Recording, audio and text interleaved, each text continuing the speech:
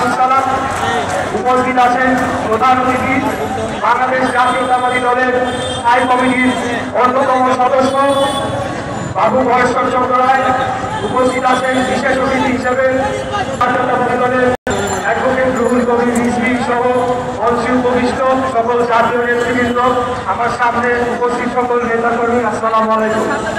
আমি আজকে বক্তব্য দিব না। আজকে যারা ঢাকা মহানগর দক্ষিণ বিএনপির নেতাকর্মীরা রয়েছে তাদের সাথে আমি কিছু কথা বলবো। প্রিয় ভাইরা, আপনারা জানেন যে আমাদের নেত্রী দেশনেত্রী বেগম খালেদা জিয়া আজকে বিশ্ব মানবর, ওনাকে যেদিন এই অবৈধ স্বৈরাচারী খুনি শেখ হাসিনা সরকার তার বাসস্থান থেকে উচ্ছেদ করলো, সেদিন যদি বাংলাদেশের সাধারণ জনগণ, লক্ষ লক্ষ জনগণ সেই মইনুল রোডের বাসার দিকে তারা ভাবিত হবে, হয়তো আজকে আমাদেরকে হতো না।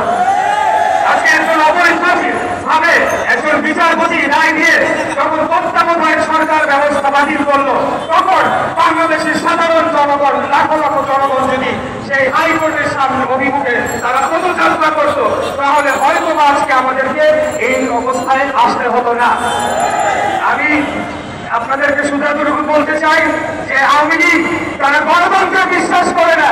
সেই 1975 সালে পাঠশাল প্রতিষ্ঠার মাধ্যমে তারা গণতন্ত্রকে হত্যা করেছিল, বাংলাদেশের মুক্তিযুদ্ধের চেতনাকে সম্পূর্ণভাবে পুনরুদ্ধিত করেছিল এবং বাংলাদেশকে একটি গাছ রাষ্ট্রে পরিণত করার চক্রান্ত বাস্তবায়ন শুরু করেছিল।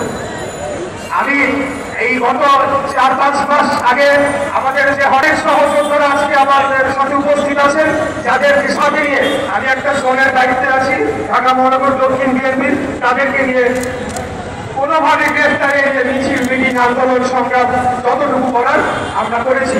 আমি শুধু আপনাদের এতটুকুই বলবো যে আপনারা দেখেছেন যে কাপুরুষ ওবায়দুল কাদের সে এই পরিবার পুলিশের পাহারা দিয়ে জনসমাবেশে করে সেখানে মঞ্চে দাঁড়িয়ে আঙ্গুল খুলে কুৎসিত ভাষায় বলেছিল কোথায় আমাদের পার্টি অফিসে তালা মারা, সেখানে ইলেকশন কমিশন এসে চিঠি দিয়ে যায়, চেয়ারের উপর রেখে যায়, এরকম তারা একটা বর্বর আচরণ করেছে রাজনৈতিক দল হিসেবে। আর বক্তব্য বাড়াবো, আপনারা সকলেই জানেন কি আন্দোলন করতে হবে, কি কি করে এই স্বৈরাচারকে পতন করতে হবে, আমাদেরকে নতুন করে শেখাতে হবে না। আগামী দিনে আবারও আমরা এই আন্দোলনকে তার চূড়ান্ত লক্ষ্যে নিয়ে গিয়ে এই স্বৈরাচারকে পতন করার জন্য যা যা করণীয় সবকিছু করা। 71 সালে মুক্তিযোদ্ধারা যেভাবে বাংলাদেশকে স্বাধীন করেছিল, আজকে দেশনেত্রী বেগম খালেদা জিয়া, দেশনায়ক তারেক রহমানের নেতৃত্বে আমরা সেই আদর্শে উদ্বুদ্ধ হয়ে আবারও বাংলাদেশকে স্বাধীন করবো ইনশাআল্লাহ। এই কাপুরুষ, এই বর্বর আওয়ামী লীগকে আমরা রাষ্ট্র ক্ষমতা থেকে হটিয়ে বাংলাদেশের জনগণের অধিকার প্রতিষ্ঠা করবো।